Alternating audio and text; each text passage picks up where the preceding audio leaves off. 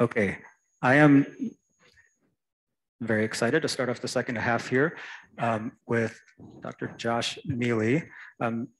Josh is an alum of Smith-Kettlewell. He's currently the accessibility lead at Amazon, but I knew him as one of the researchers, former PI at Smith-Kettlewell when I came there. So he has been a lingering influence on me, even in absentia. And he's been a many hat-wearing accessibility advocate. And of course, as I think a lot of people know here, a recent MacArthur Foundation fellow. And he will be talking to us with only this title slide as the background about Messianic dreams and mundane realities, the unintended consequences of raising from the dead and restoring sight to the blind. I got it. Yeah. All right.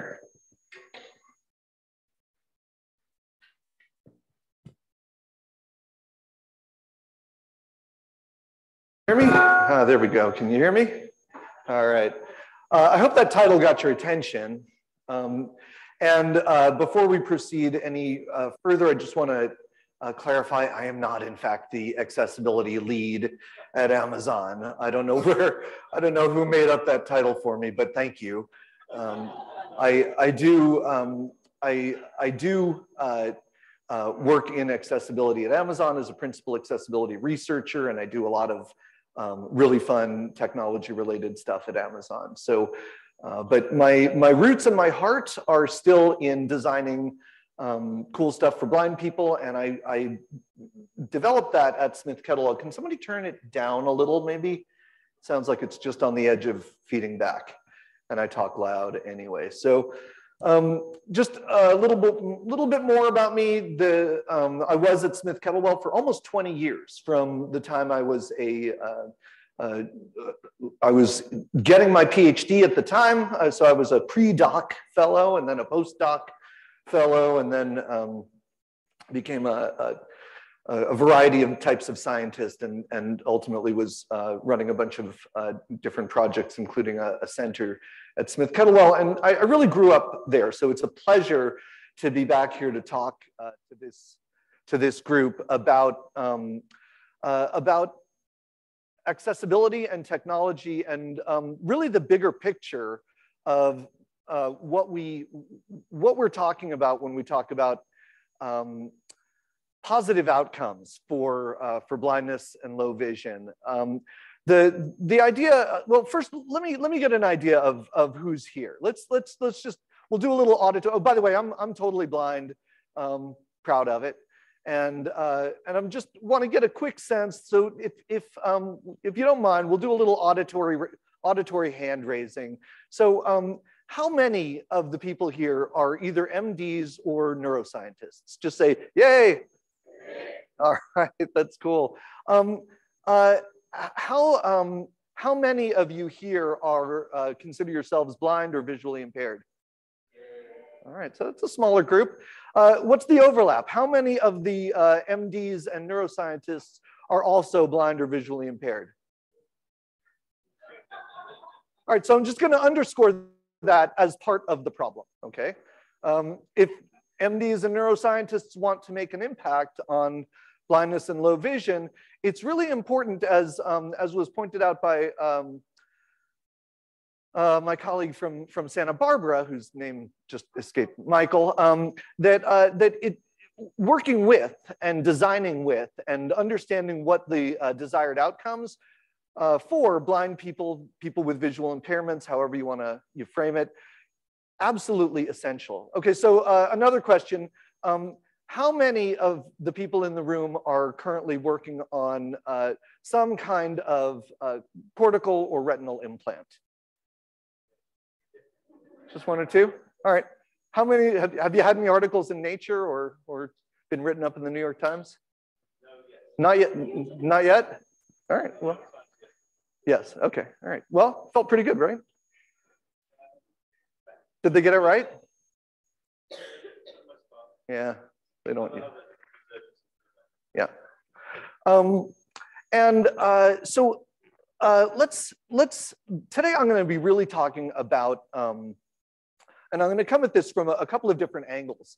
But I'm really going to be talking about medical ethics, which of course I'm highly qualified to talk about, being a medical esthetician as I am.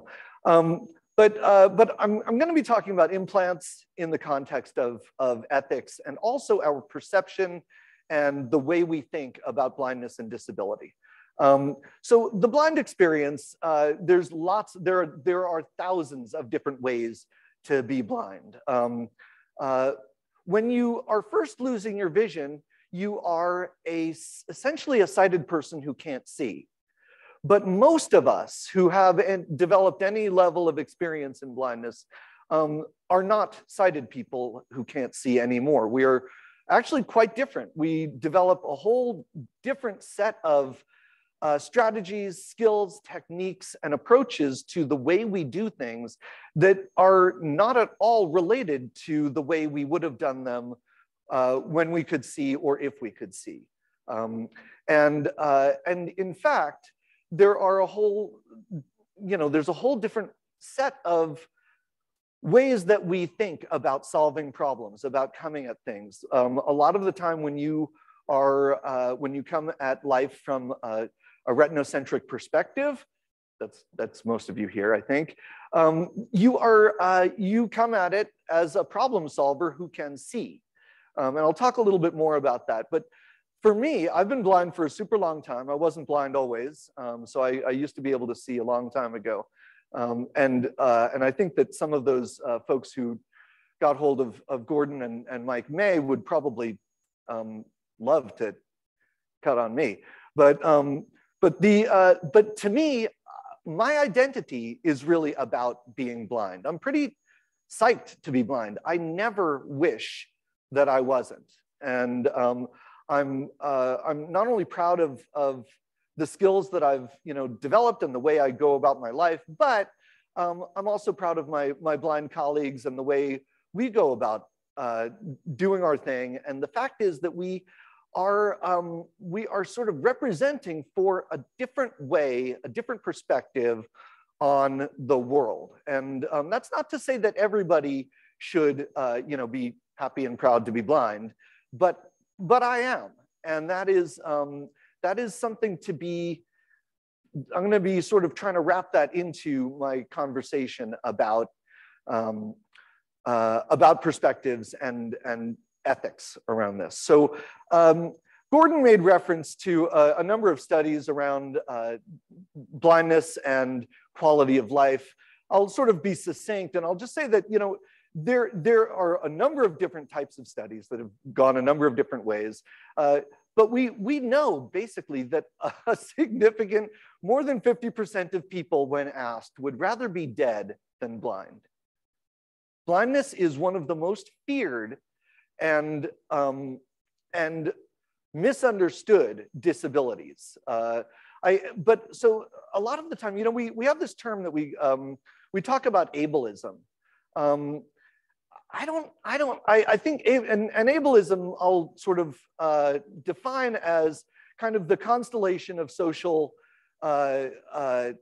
dynamics that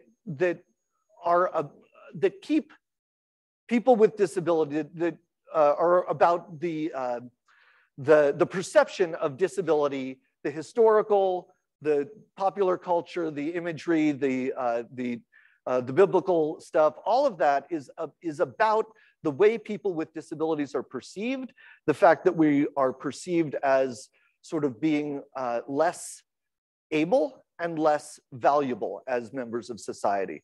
But I don't think that it should really be called ableism. I think it would be better to call it disabiliphobia, because it's really a fear, not a hatred, for the most part, okay?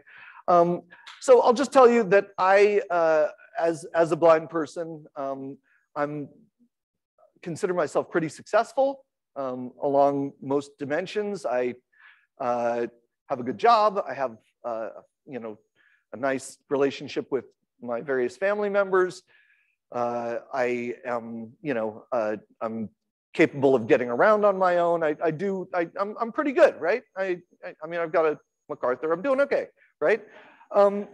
But on my way here, I was God blessed by a person who was sitting on the curb, right? Why is that? Is it because I'm, he knows how well I'm doing and wants me to do better? Not really. It's because he thinks I'm screwed, even though I'm doing pretty well. The fact that I am blind, in his perception, made me worthy of a blessing. Similarly, another person that I passed asked me for spare change and then looked up and saw who I was with a cane and said, "Oh, sorry." So these are sort of examples of our ingrown ableism, an assumption about what the quality of life of a person with a disability, a blind person, is. So and it's really based on fear and misunderstanding of the blind experience. And again, I'm not talking about the blind experience of a person losing their vision. I'm talking about the blind experience of a person who has learned to live without vision. So,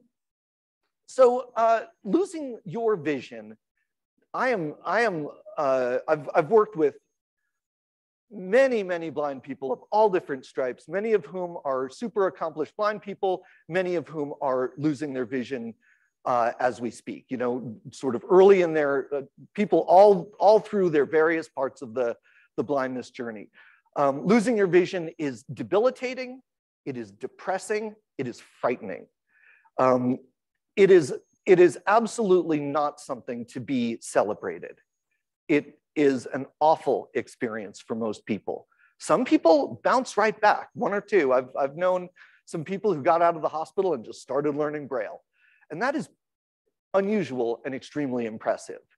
Most people take at least a couple of years to manage the depression and the fear and the hopelessness. And there are various techniques that people use to get through this. I'm just going to say that of course, I am not asking folks who have lost their vision to celebrate, but how does it? I think we need to ask ourselves, what kind of So talking about the types of interventions that we've been hearing about today, I'm not really discussing the gene therapy stuff or the various other approaches. I'm very concerned though about implants, because what people really want is to be able to see again. The people who are sad and depressed and hopeless because they don't have vision, they would like to be able to see again. And sight, as Gordon pointed out, we can provide in our medical technological interventions a visual experience, but it is not sight. And my real question that I want you to think about is, how does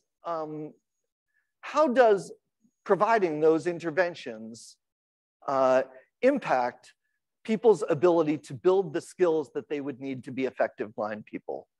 How does an implant impact people's long-term health? And how does it impact their quality of life? Are they truly able to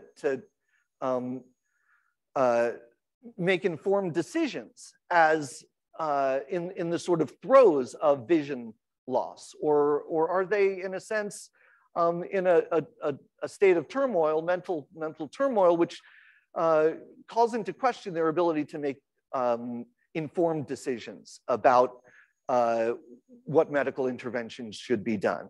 So we as humans, I would say, we are highly adaptable sighted animals, right? We are designed, our brains, our neurology is really designed to be sighted, right? We have a lot of cortical real estate devoted to, or if not devoted to, at least involved with vision.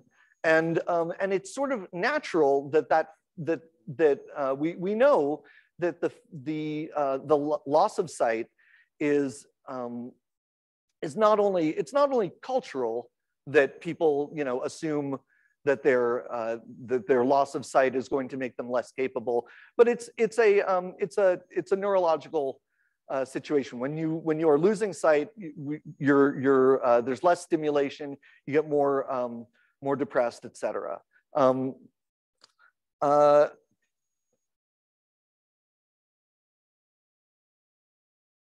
I guess the main thing that I want you to think about is that being sighted, if in order to make an informed decision as a person losing their vision,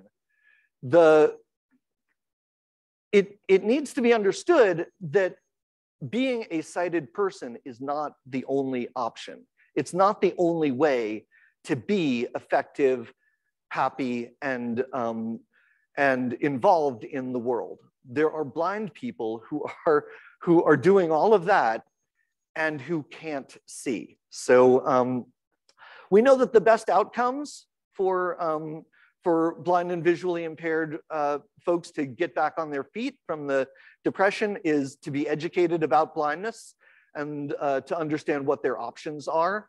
We know that they need to build skills, and that includes skills for independent travel, skills for reading, understanding how to get information, how to cook, how to do all the various independent living things that they're going to need to relearn how to do without vision. And we also know that being medicalized, being a patient, is not a positive. It's not good for mental health. It is to be demedicalized as quickly as possible is extremely helpful for people's ability to become not depressed, not desperate. And finally, to be connected with peers, community, blind peers who can help inform and guide your future or your learning as a blind person. So really, the people's quality of life is what we mean by quality of life is clearly informed by what we think of blindness. And when you are losing your vision, you think that you, as a blind person, you couldn't possibly have a high quality of life. How could they? Because you have, as a person losing your vision, grown up in the same soup of negative stereotypes about blindness and disability as everyone else has, as have blind people, by the way. There are plenty of blind people who have drunk the Kool-Aid, who have very, very low self-esteem and low expectations of themselves and of other blind people. But it doesn't have to be that way. So I just want to say that you who are working on these really important questions of health and helping people who are losing their vision, I'm not castigating anyone. I am not saying that anyone is on the wrong path. I'm really just, I want people to think about what help means. If you want to be helpful, what is help? What does help mean in the context of vision loss? And I would argue that help really means helping people manage as non-medicalized as possible to use the vision they have and to become as capable as they can. And by the way, we know that a lot of folks who have some vision are really helped by learning non-visual techniques, using blindfolds, et cetera, to build non-visual skills. You can still use your residual vision, but you shouldn't rely on it. As an example of the helping thing, I was sitting on a wall the other day and somebody gave me $1. I'm sure they thought they were helping, but I don't need that kind of help. But because they were working on their own assumptions of what a blind person needs, it didn't help me out. It did help out the person who asked me for spare change and didn't say sorry. Restoring sight for the blind has been pointed out as this messianic goal. It's like this, we really, oh man, it sounds so good. And for somebody who wants to help, what could be better than restoring sight for the blind? But it is, when you look at it from a perspective of valuing people as they are and valuing people's abilities to really do the things they can do in their best possible way, medicalizing and otherwise preventing people from building the skills that they need to be effective might not be the best way to help. And also just, it gets very sticky when we're talking about money and the investments that people have made into the technologies that need to be sold at scale in order to make it quote unquote successful. And I'm not clear on whether success is measured by the success of the company or the success of the people who purchase the products. So let's now go and dive into medical ethics. I'm almost done. The most famous of the medical ethics rules are, is the first do no harm. And I think that when we think about implants, we really need to think very carefully about what harm we are doing. Restoring sight, giving somebody some vision, giving somebody an array of phosphenes that they can use is not necessarily going to be doing no harm, because if you're putting all of your attention into learning how to use your array of phosphenes, you're not going to have the time or bandwidth to build the skills to use a cane, to cook independently, to build your non-visual skills. So I recognize that respect for autonomy is also one of the medical ethics rules, and you want to make sure that you are, it's about what the patient wants, not necessarily what you want. But I really want to remind people that folks who are in the process of losing their vision are not necessarily the best judges of what they really want or should have. And so waiting might not be such a bad idea. And just because they want it doesn't mean you have to do it. Beneficence, which basically means overall well-being. I think that's this is another one of the medical ethics guidelines. Overall well-being, are you really increasing overall well-being by giving someone a brain implant? I don't think so. There's the medicalization. I know a number of there's side effects and consequences. People get infections. There's a lot to be considered, and I think it's not just, well, he couldn't see at all before, we might as well try it. Not being able to see is not the same as not having any value or quality of life. And so you need to really think about the quality of life overall. I got a bunch more of these. I'm going to sort of advance through them a little bit. One is proportionality, and it's sort of about the risk. Another one is about cost benefit, not just to the person, but to society. The amount of money that I spend on my ability to find a door is, I buy a cane about every 10 years. It costs about $10. I don't need a retinal implant or a cortical implant to find a doorway. So there are much more cost-effective ways for the individual and for society to provide independence and self-confidence than to open up to medicalize someone. Health maximization is, sort of thinking of the person as the whole, the whole person. Is this visual implant going to be of benefit to the whole person if we divert our attention from the obsession with visual-centric ways of getting around and think about the alternatives?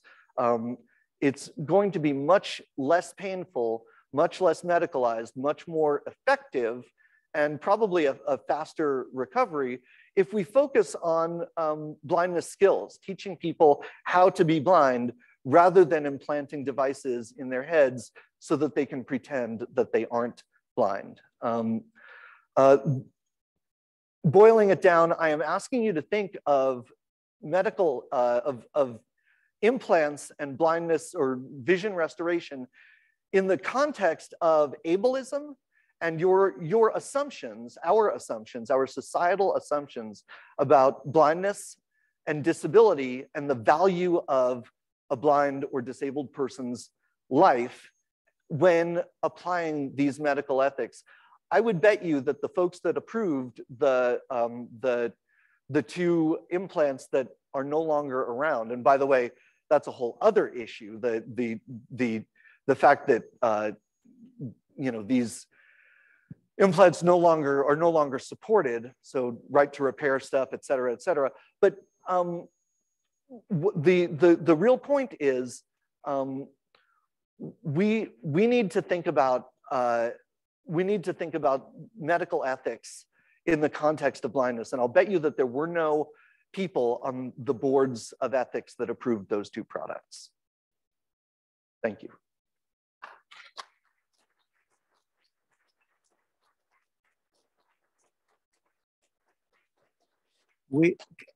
All right.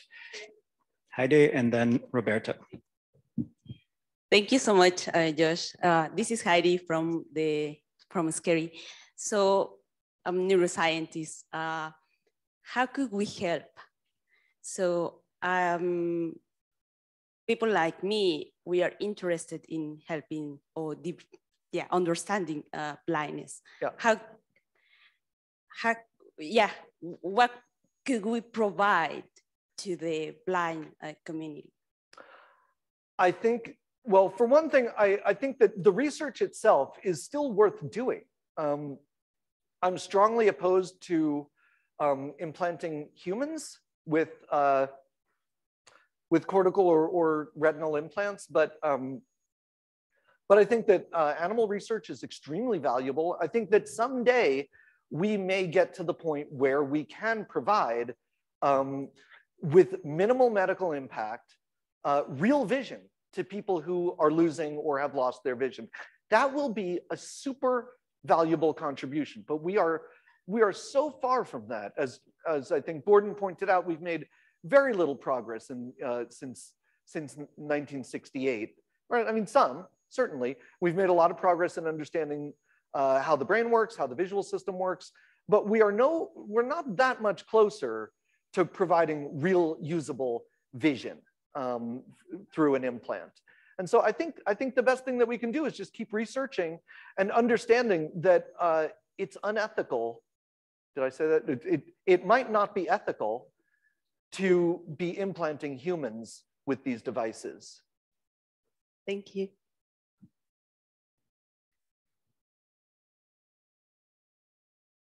Thank you, Josh. This is Roberto.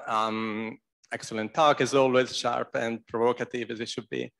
So, and you correctly told us we need to think about the ethical aspects of prosthetics and implants. Now, this, at least to me, immediately brought to mind deaf culture with a capital D, right? And the reaction of some people in deaf culture to cochlear implants that happened starting 30 years ago or so. Mm-hmm.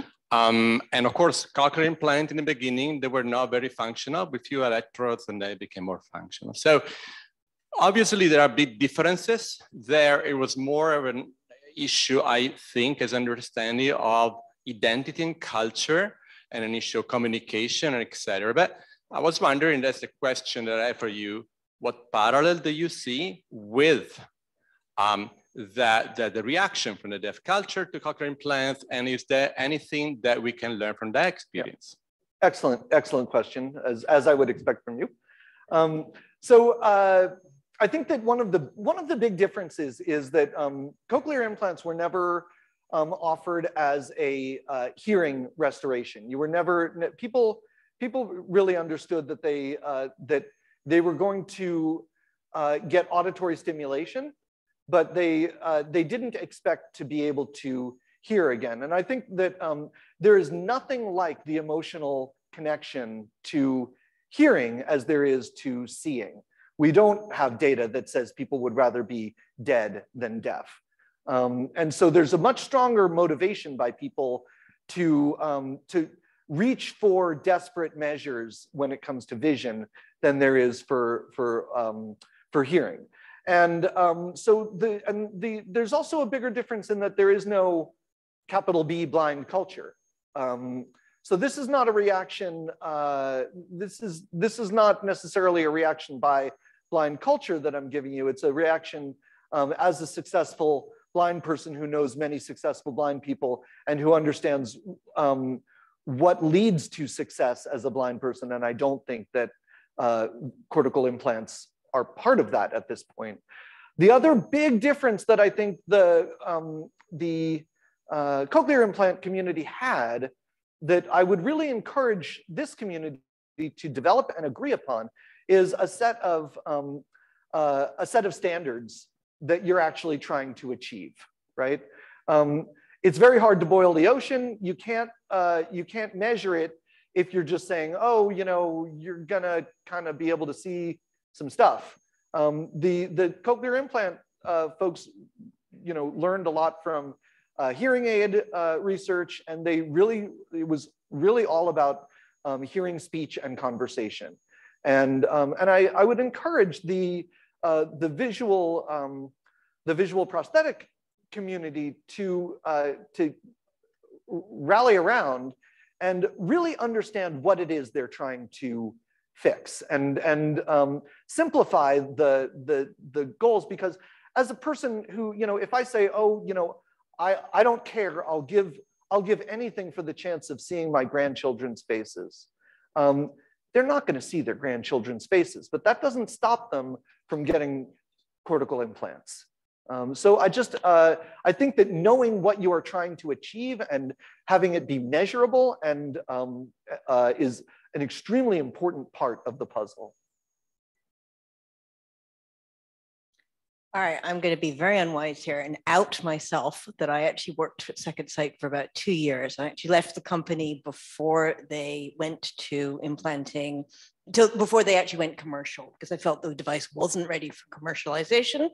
So if you have any questions about how that happened, I can probably answer some of them. So I'm going to out myself there because I feel I have to own it. The other point, I agree with pretty much everything you said. You know, at the same time as I work, you know, for Second Sight, I've also done a lot of work looking at the amazing accommodations that blind people, you know, the amazing plasticity that is possible.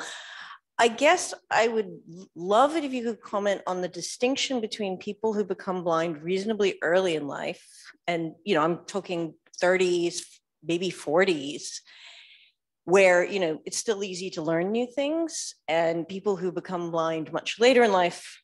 I'm now coming to this point where learning new skills is becoming increasingly difficult. And if I can't get to like use my new phone, learning a whole new way of existence is very challenging. And I think maybe you know, being a functional blind person is obviously perfectly possible. I think it is. I am much more skeptical about the ability to teach an 80-year-old to live in a new world. And I think that's where maybe there really is some motivation for even providing very poor replacement visual input. I'm not even going to call it restoring vision. I'm going to say replacement visual input. Because, you know, let's leave the Messianic complex out. And so I wonder whether you feel there might be a role for it there. I got the question. It's a great question. I don't, you know, to quote Mick Jagger, you can't always get what you want. And I'm sorry, boomers, but it's true. And, you know, as was mentioned earlier by I don't know your name, but the guy who was talking about the thousands of pixel arrays. Tell me your name. Yeah.